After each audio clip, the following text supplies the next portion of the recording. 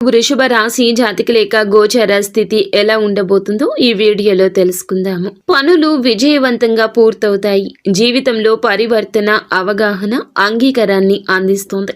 చక్కటి ఆదర్శ భావాలు కలిగి ఉంటారు. మంచి వాళ్లతో పరిచయం పెరుగుతుంది. వ్యాపారంలో చెప్పుకోదగ్గ లాభం ఉంటుంది. మీ అనుభవంతో రాబోవు అడ్డంకులు పసిగట్టి అధిగమిస్తారు. ఇది మీలో అంతర్లీనంగా బలమైన దృక్పథాన్ని పెంచుతుంది.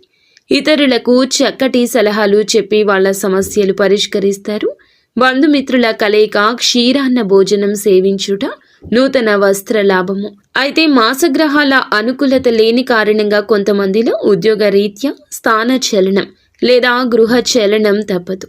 విద్యలో ఆసక్తి ఉన్నవారికి మంచిగా ఉంటుంది. ఆకస్మికంగా ఇల్లు మారాల్సి రావచ్చు. అద్దెకు ఉన్నవారు ఊహించని సంఘటనలు కొన్ని జరగచ్చు. స్త్రీ విరోధాలు, భార్యకు ఆరోగ్య భంగం.